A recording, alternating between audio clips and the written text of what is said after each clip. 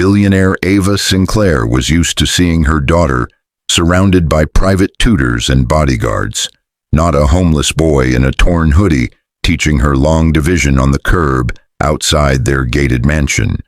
But on that bright afternoon, the billionaire froze in her heels as she saw a homeless boy patiently teaching her daughter under the glare of the estate's security cameras.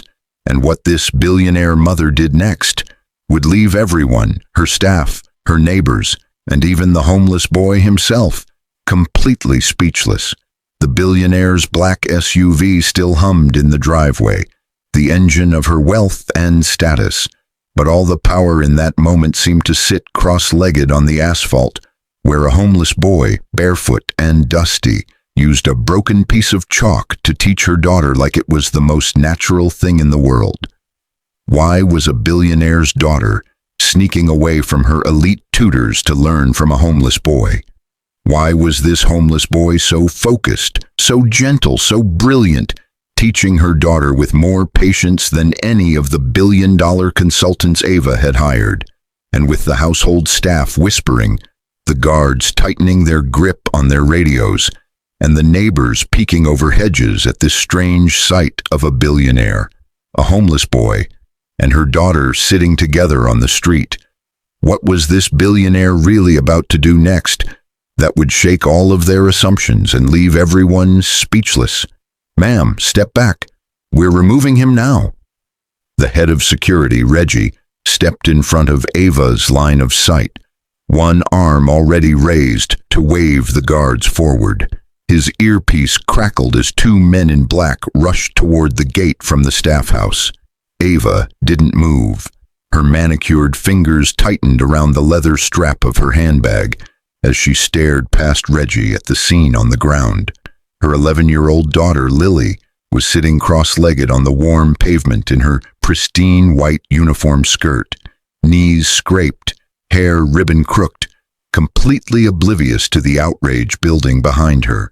"Lily," the homeless boy said calmly, drawing a big chalk circle around a smaller one, "pretend this big one is your mom's billionaire company." Lily giggled. "It's not pretend. My mom really is a billionaire." The boy smiled without looking up.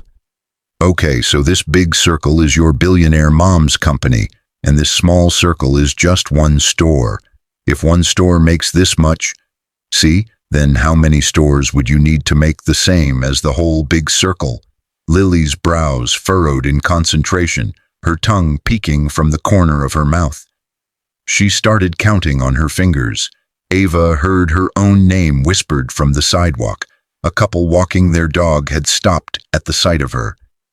Ava Sinclair, the woman whose face appeared on magazine covers next to headlines like "The Billionaire Who Rewrote Education" and "From Motel Room to Tech Empire."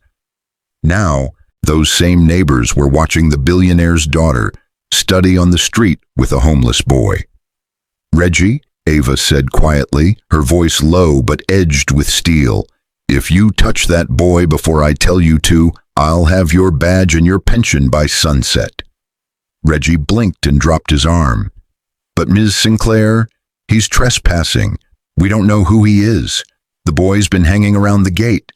Mrs. Kaplan called and said, 'I heard you.'" Ava stepped around him and walked toward the curb, her heels ticking on the driveway like a metronome for her heartbeat. "You'll stand down." With every step, memories she'd spent years burying rose like ghosts. A narrow motel bed, sheets that smelled of bleach. Her father, hands rough from 3 jobs, hunched over a mail-order math workbook with young Ava in his lap. He'd draw circles on junk mail envelopes, show her how numbers could move mountains, even when they couldn't afford dinner. "You don't need money to be smart, Peanut," he'd say. "You just need someone to believe you can learn." Back then, no billionaire would have let their kids near her. Back then, she'd sworn that if she ever became rich, really rich, she'd never forget what it felt like to be invisible. But somewhere between the IPO and the private jets, she'd let people build walls around her life. Walls so high that now the sight of a homeless boy Teaching her daughter at her own gate felt like an intrusion instead of a mirror. Lily noticed her first. "Mom!" Lily scrambled to her feet, chalk dust on her palms, eyes bright. "You're home! Look what Noah showed me!" She stopped, suddenly uncertain as she took in her mother's expression. The boy, Noah, stood up slowly. He was taller than Ava expected, maybe 13 or 14, with sunburnt cheeks and those too big, too old eyes kids got when they'd seen more than they should. His hoodie was gray once, now stained and frayed. His jeans were ripped at the knees, not the designer kind Lily's friends wore, but the kind that came from sleeping on concrete. "Ms. Sinclair," one of the guards started again, "we can take the child inside." "You will all be quiet," Ava said, not raising her voice, but something in her tone made even the guards stiffen. "All of you, right now." The courtyard fell silent, except for the distant hiss of sprinklers and the traffic on the boulevard below. "Lily," Ava said, eyes never leaving the boy's face, "go stand by the fountain." "But Mom—" "Now." There was no anger in it, just command. Lily hesitated, then shuffled back, hugging her backpack to her chest, hovering near the stone fountain shaped like a leaping dolphin. The boy swallowed. He wiped his chalky fingers on his jeans and looked Ava directly in the eye. No flinching, no shame, just a careful watchfulness she recognized from every boardroom she'd ever walked into as the only woman in a lineup of men twice her age. "What's your name?" Ava asked. "Noah," he said. "Noah Price." "Do your parents know you're here, Noah?" His jaw tightened barely a fraction. "Don't have parents, not anymore." The words hit her like a cold wind. Orphan, homeless, teaching her daughter while her team of high-priced specialists sat unused inside. "So tell me," she said, stepping closer, "why is a homeless boy teaching my daughter calculus on the street outside a billionaire's house?" "It's not calculus," he said, a flicker of indignation flashing in his eyes before he ducked his head. "Just ratios.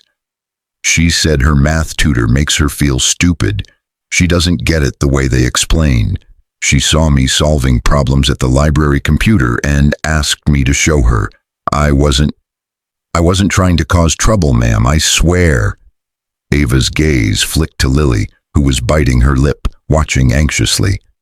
"Is that true, Lily?" Ava asked. Lily rushed forward a step before stopping herself. "Mom, he's really good. He explains things like you used to on napkins at the diner. He doesn't laugh when I mess up. He said numbers are just stories and no one is bad at stories. Please don't be mad at him." A sharp ache twisted under Ava's ribs. She hadn't eaten in a diner with her daughter in years. Meetings, mergers, international calls. She'd pushed the memory of those napkin lessons so far down, it took her a second to even remember the specific booth. What she did next left everyone speechless. The tabloids would probably write, she thought bitterly, but none of them knew who she'd been before Billionaire became her first name. None of them knew what it was like to be Noah. She looked at his hands, calloused like he'd done real work, a faint ink stain on his thumb. Under the grime, she could see the outline of neat, careful fingers meant for keyboards and textbooks, not dumpster lids. "How long have you been on the street?" she asked softly. "Couple months," Noah said. He shrugged like it was nothing. "State placed me in a group home after my aunt got sick. It was bad. I left. It's fine, ma'am. I'm fine." Ava heard the lie. She'd said it herself at 17. Sleeping in her car outside the community college she couldn't afford to attend yet. Reggie shifted behind her. "Ms. Sinclair, we should call someone. The police or social services. Let them handle—" "Because they've done such a great job so far," Ava snapped before she could stop herself. Reggie's mouth closed with an audible click. The neighbors across the street were definitely watching now. She saw Mrs. Kaplan peeking through her curtains, phone in hand, probably already messaging the neighborhood group chat. The billionaire is arguing with a homeless kid on the sidewalk.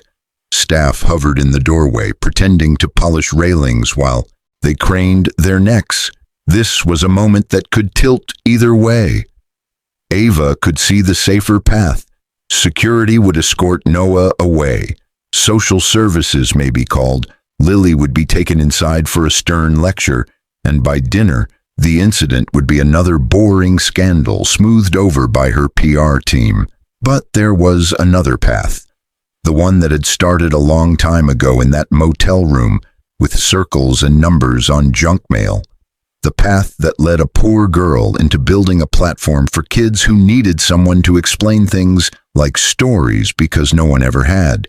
She studied Noah, letting the silence stretch. "Did you finish school?" she asked. He hesitated.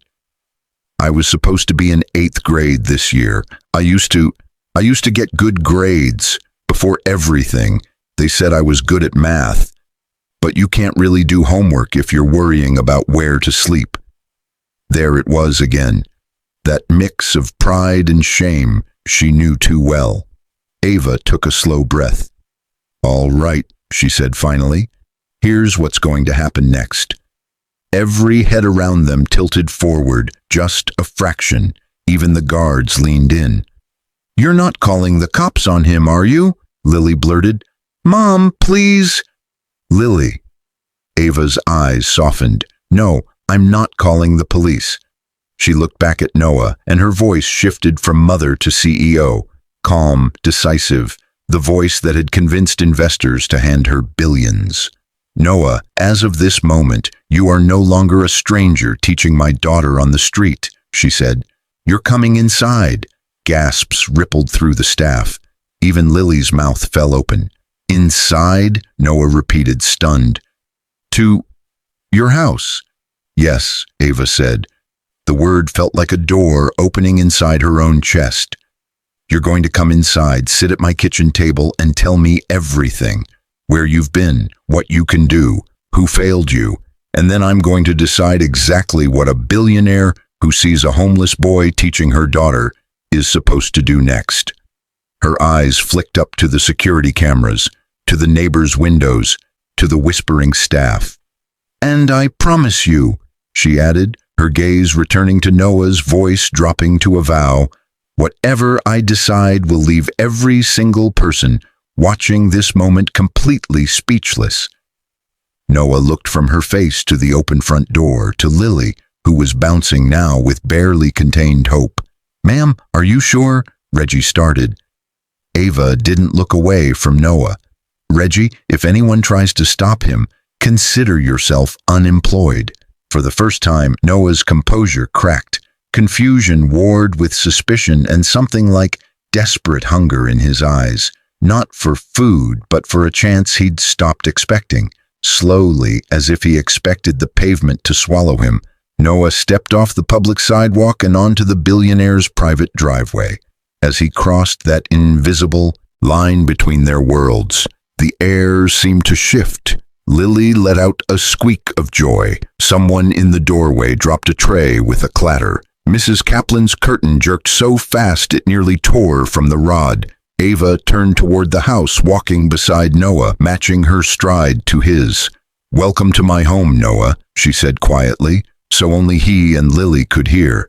"Let's see if you're as good at learning as you are at teaching."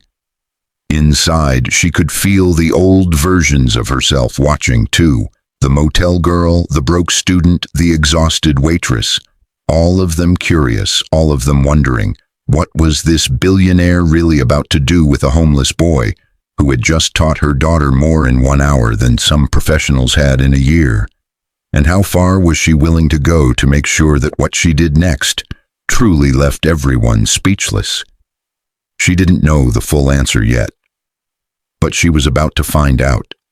The kitchen smelled like fresh basil and garlic, but Noah's shoulders stayed tight, as if at any second someone might tell him he didn't belong and drag him back outside.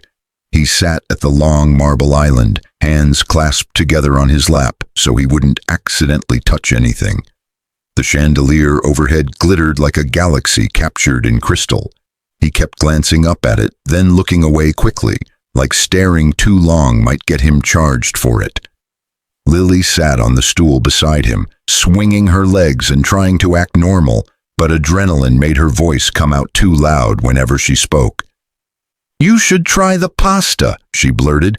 "Our chef makes the best pasta in the world. Right, Mom?" Ava stood across from them, blazer off now, sleeves rolled to her elbows.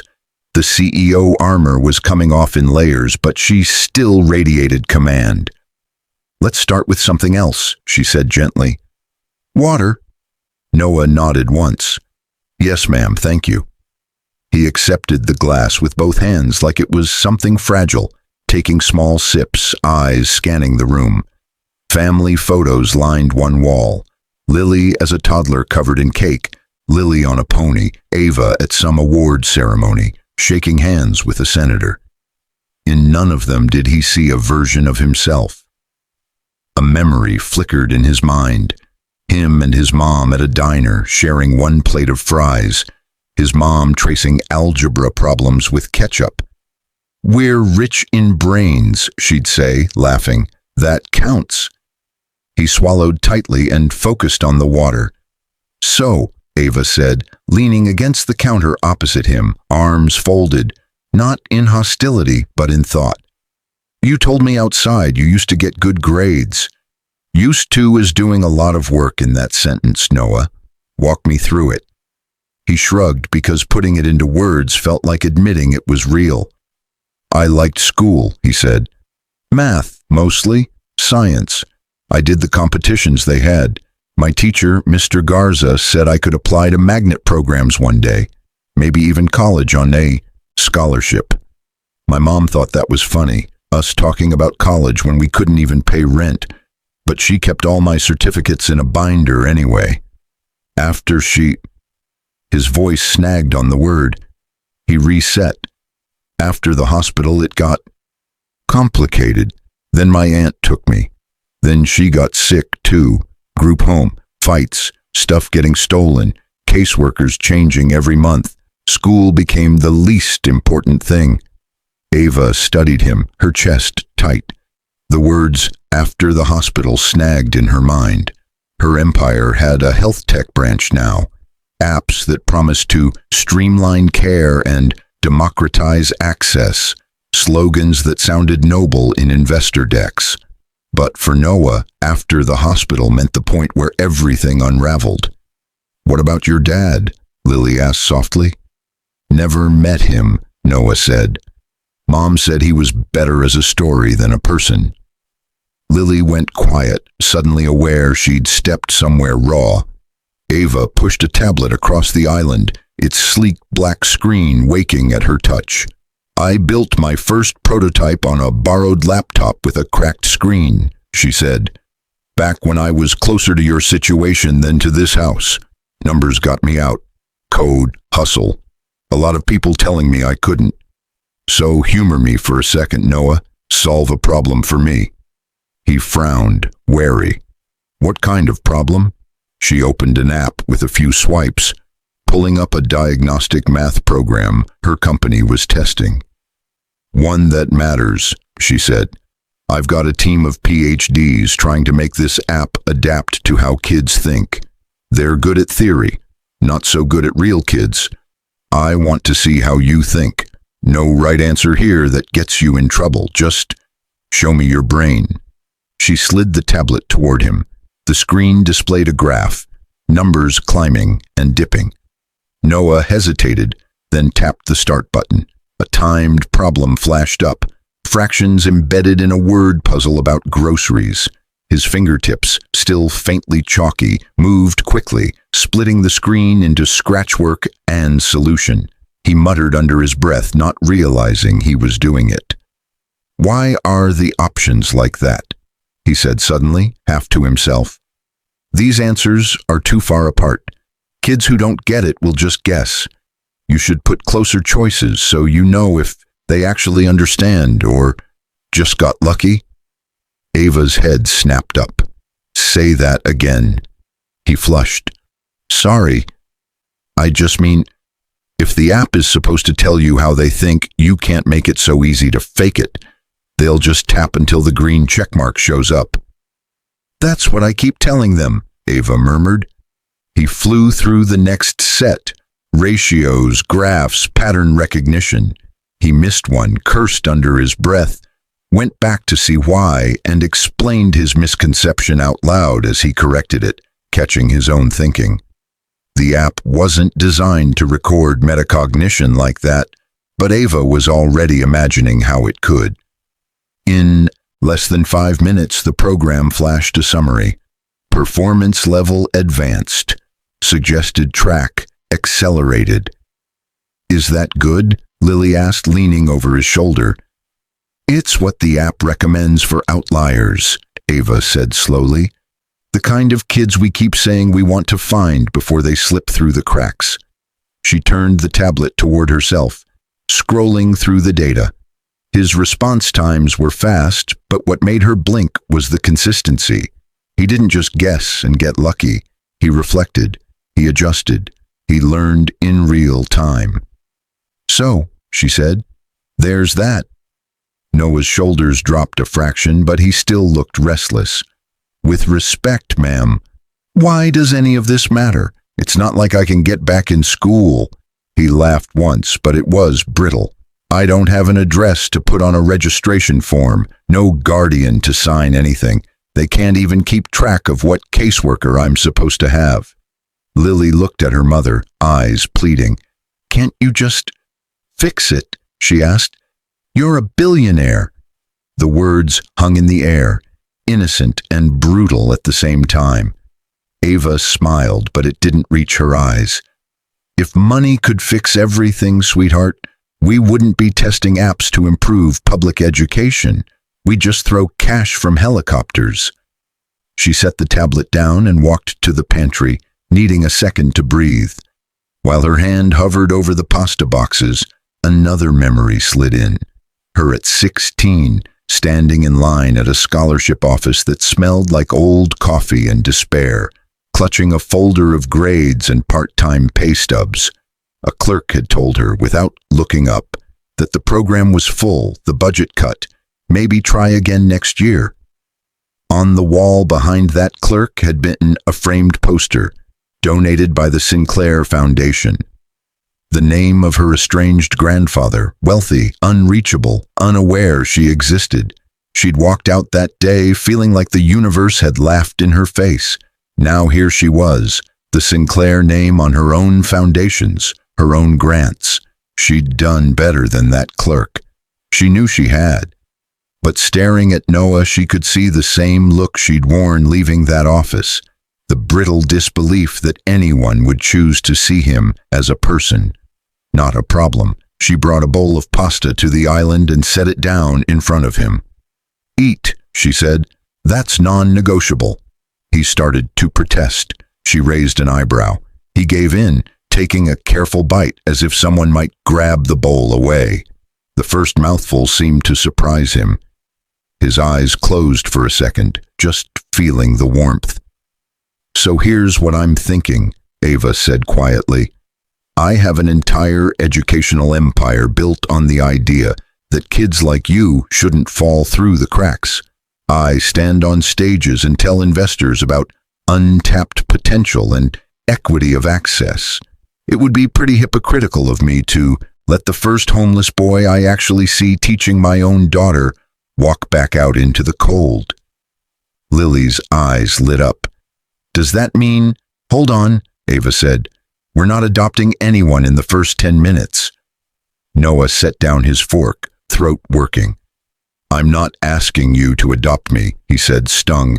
I can take care of myself. I just wanted to help Lily, she asked. That's it. I know, Ava said, and that's exactly why I'm interested.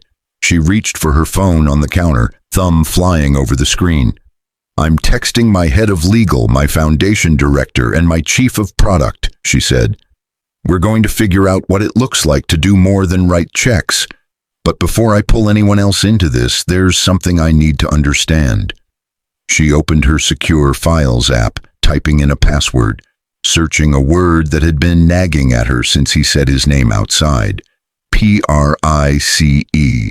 A list-populated vendor contracts, a small lawsuit settled years ago, a news clipping her team had flagged once. One item made her stomach drop, a quiet case from 3 years back, a malfunction at a third-party manufacturing plant supplying her company, 2 injured workers, 1 fatality, the last name of the deceased, Price. Her fingers went cold. "What is it?" Lily asked, noticing the change in her face. Ava's heart hammered as she scrolled. Age 32, survived by 1 minor child, a boy named Noah.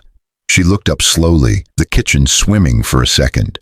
"Noah," she said, voice softer now, edged with something unfamiliar even to her. "Your mom, what was her full name?" He wiped his mouth with the back of his hand, caught off guard. "Jenna Price," he said. "Why?" The tablet screen glowed between them, the old case file open, his mother's name staring back at her with the forensic coldness of legal language and signed NDAs. Ava realized with a jolt that the homeless boy teaching her daughter on the curb wasn't just any kid who'd slipped through the cracks. He was, whether he knew it or not, the ghost of one of her company's quietest sins, sitting at her kitchen island. And whatever she decided to do next wasn't just about charity anymore. It was about guilt, responsibility, and the kind of amends a billionaire couldn't outsource. Her phone buzzed in her hand, her legal chief calling back already. Ava stared at Noah, at her daughter, at the name on the screen, feeling the ground shift under everything she'd built. "Excuse me," she whispered more to herself than to them. I need a second." She declined the call, hands trembling slightly, and realized that what she did next would not only leave everyone speechless, it would change everything they thought they knew about her, her company, and the price of the fortune that kept this house so warm. Ava locked herself in her home office and only then realized her hands were shaking. The office was on the 2nd floor, glass walls overlooking the backyard pool that glowed turquoise in the early evening light. Normally she loved this room, the clean lines, the awards on the shelves, the massive monitor where she could watch her empire in dashboards and graphs. Tonight it felt like a courtroom, and every plaque on the wall was evidence. Her phone buzzed again on the desk. "Call Maria Klein, Chief Legal Officer."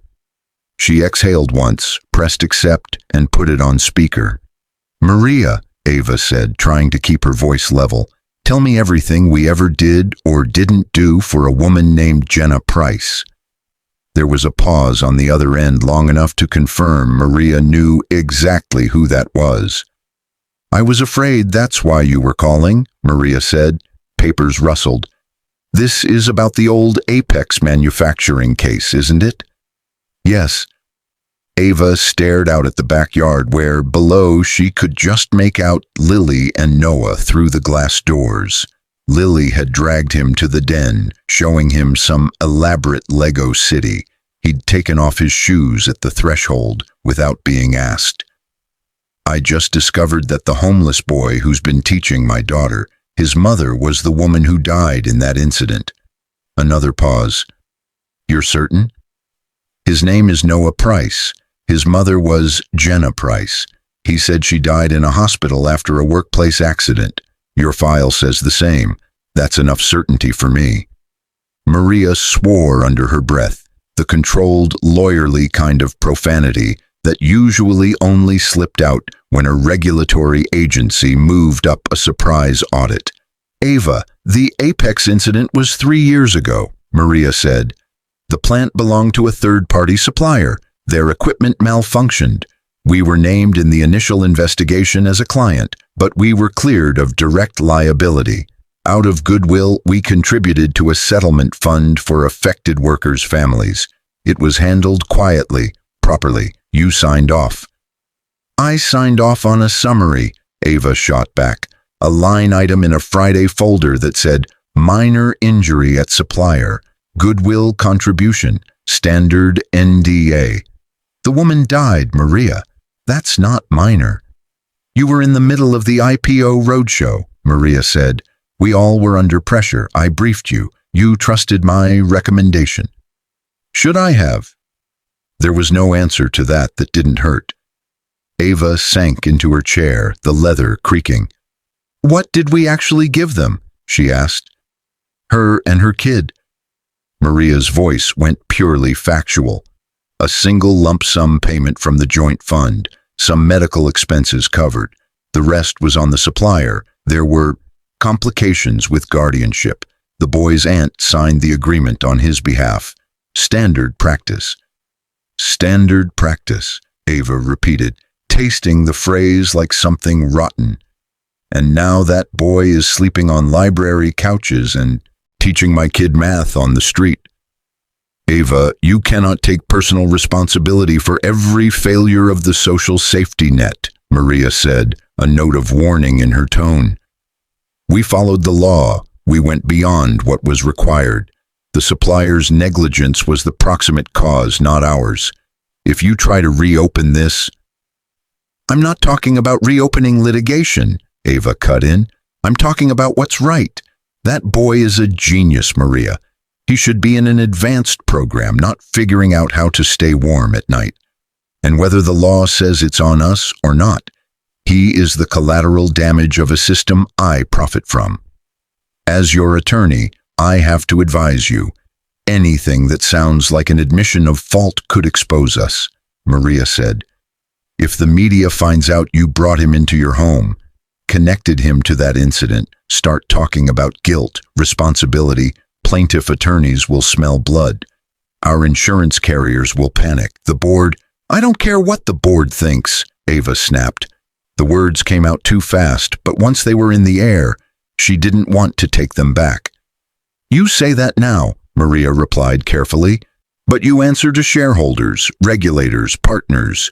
You can care about this boy and still be smart about it. Quiet assistance, a personal scholarship, a trust fund administered through a third party. We've done it before. That's not enough, Ava said. She pinched the bridge of her nose, eyes stinging. In her mind, she saw two overlapping images. Noah hunched over the tablet, correcting his own mistake, and a younger version of herself in that scholarship office, being told the budget was gone. When I was 17, I stood in a lobby with your predecessor's name on the wall, she said softly. The Sinclair Foundation, my grandfather's money. I asked for a chance, and the system said, maybe next year. There was always a reason. There is always a reason. I clawed my way through anyway. My mom didn't live to see it. Noah's mom didn't get to see anything. Ava, I built this company saying we would be different, she went on. We put equity in our mission statement. We brag about our impact numbers. But impact doesn't mean anything if a kid like Noah ends up on the street, and our response is a tax-deductible donation and a press release. Silence. When Maria spoke again, her tone had shifted, the hard edges softened by something like respect. What are you thinking of doing? She asked. I don't know yet, Ava admitted. But it's going to be more than writing a check. I want something structural, not just for him, for every kid who fell through the cracks because of something that touched us. I want a program that finds them, funds them, follows through. You're describing a pipeline, Maria said slowly, a kind of restitution scholarship arm tied to our risk and compliance data. Call it whatever you want, Ava said. I call it doing what we should have done from the start. That kind of program would be expensive, Maria warned, complicated, and once you open that door, you can't close it. Precedent matters. So we be prepared to walk through it, Ava replied. You always tell me not to make emotional decisions, Maria. This isn't emotional, it's strategic. If we don't do this ourselves, someone will eventually force us. Maria sighed. If you move, you have to move carefully. No public connection between the boy and the old case. Not until we've reviewed every angle. and you absolutely cannot tell him yet that our supplier's negligence contributed to his mother's death. That conversation, if it ever happens, needs to be scripted, controlled, and supported by professionals. Ava's gaze drifted back down to the yard. Lily and Noah were now sitting side by side on the patio, heads bent over a notebook. Lily's pencil was flashing across the page. Noah was gesturing, explaining something. Lily's frustration, always close when it came to math, was gone. She was actually smiling. Scripted, Ava echoed. Controlled. She used to believe that was how you survived. Control the narrative, control the risk. But Noah had blown into her day like a glitch in a perfectly coded app, and part of her knew that if she tried to script everything now, she'd lose whatever real chance she had to fix this. Fine, she said. No revelations yet, but I'm not sending him back out there tonight. That's non-negotiable. Ava, he's staying here, she said, in the guest room over the garage. Reggie can put extra security around the property if it makes everyone feel better.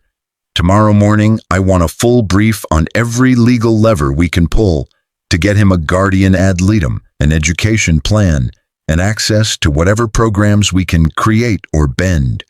You'll coordinate with the foundation. And Maria? Yes?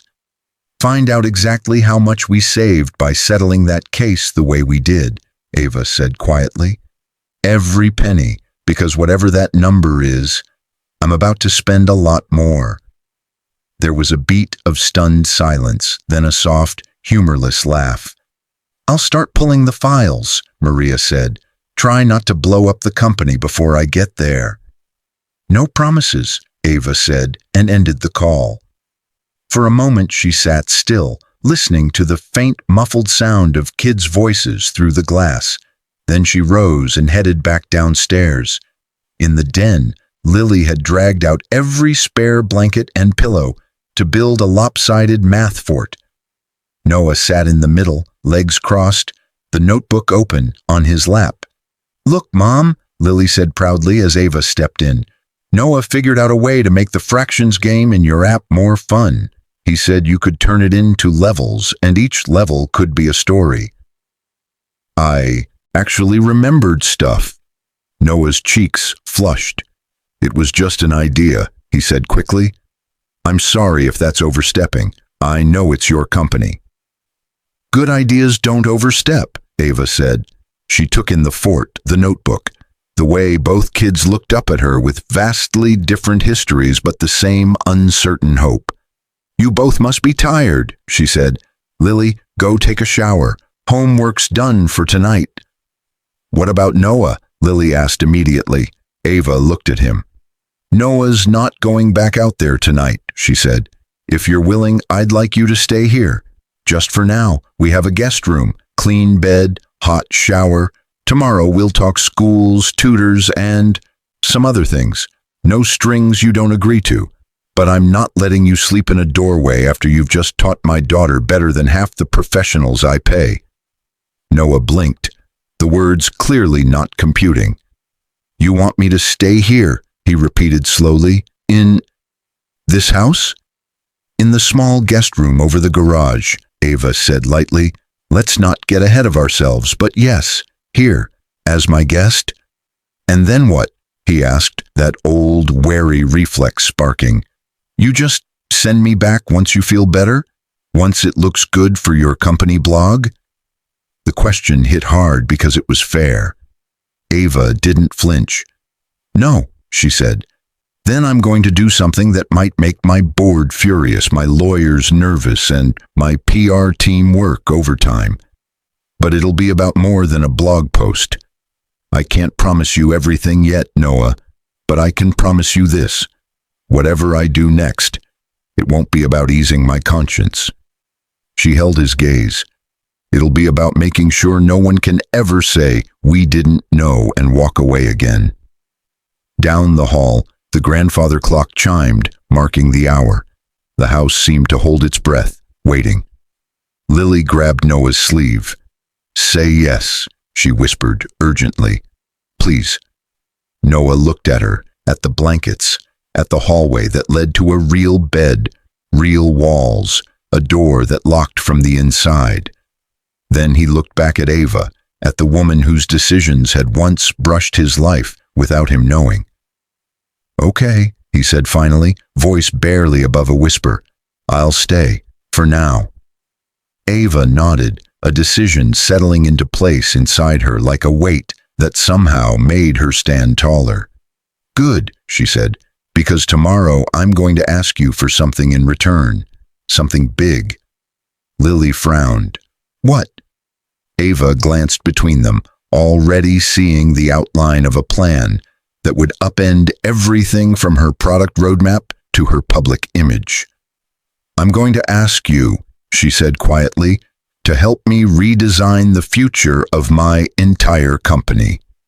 Neither of them fully understood what she meant yet, but by the time the sun rose on her glass-walled house the next morning, the billionaire, the homeless boy, and her daughter would be standing on the edge of a decision that truly would leave everyone, her board, the media, and the world watching, completely speechless. Billionaire sees a homeless boy teaching her daughter. What she did next left everyone speechless.